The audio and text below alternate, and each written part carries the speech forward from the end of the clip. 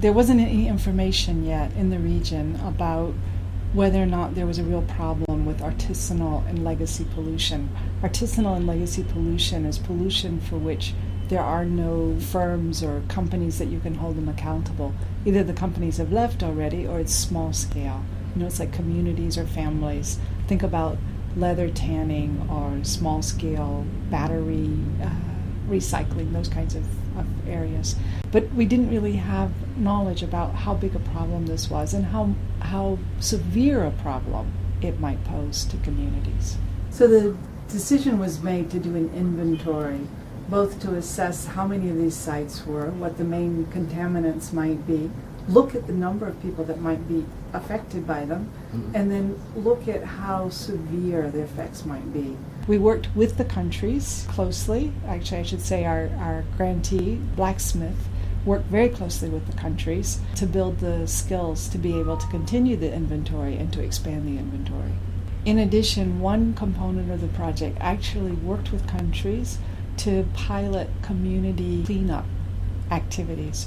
So those sites where it was within the capacity of the community to finance the cleanup, we worked with them on cleanup technologies so that they could do that. So about 5% of the sites actually were able to move on towards cleanup, not just the inventory. And so in those communities, obviously there was a real reduction in exposure to toxic materials. I think one of the most important methodologies used by Blacksmith was the one of community engagement and engagement with their national counterparts.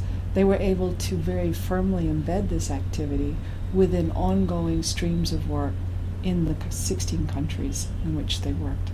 And we got tremendous feedback from the departments of environment in each of the countries for the support that they received from Blacksmith and really bringing to light this issue that it was somewhat a hidden health issue in the region. In addition, one component of the RETA was to actually build a fund to help governments clean up these sites. It's a problem because the large sites where you have a firm or someone like that to hold accountable, the government's able to make industry respond. For these sorts of sites where they're artisanal or legacy and there's no one you can hold accountable, governments need to find the financing. And so one component was to help set up a fund in order to do that. That process is still on track. We've finished our commitment to the project, but we're now a member of the Global Alliance for these types of pollution activities, along with World Bank and a number of other countries. So we're pleased to see it moving along. We'd like to see more efforts in that regard. The inventory actually was really good with the policymakers. In fact, several of the countries asked them to translate the inventory into the local language or to work with them to do that so that they could continue to maintain the inventory and to build on it. And so from the policy perspective, it was very effective. From the broader perspective, the inventory is actually a membership database. It's not open widely to the public. And one of the reasons for that is because some of the countries are perhaps sensitive about the issue of having these sites that are not yet cleaned up. But we're working with them on that. Blacksmith used a very participatory process to bring communities into the work of the inventory, as well as to bring government counterparts into the work of the inventory. They did this by reaching out to the departments of environment in each of the countries, by working at the community level with local researchers and scientists to actually do the scientific work associated with each of these sites. Because this was actually identifying those that didn't fit within the policy and regulatory framework. Not all of them are small scale, some of them are larger scale, but essentially there's no industry to hold accountable. So we see a lot of attention to those that fit within the regulatory framework for holding firms accountable. This was that layer of activity that's not within the regulatory framework.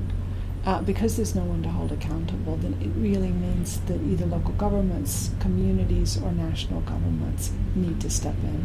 In some sense, this project was a bit of a joy. I actually inherited it from a predecessor who worked very, very diligently with Blacksmith to really get the participation going. Blacksmith is constituted in New York. This was their first time working in the region. there was a lot of work they had to do together for Blacksmith to really understand what participation meant and felt like in Asia and the Pacific. I think my predecessor did a great job of that, because by the time I came into the project, Blacksmith was working very, very effectively with our colleagues across 16 countries, which is really unusual, to see that level of excitement and participation and responsibility in the countries. So I think this is the sort of perfect knowledge RETA activity. Here we've been able to work with countries to build a knowledge base that should serve them for a very long time.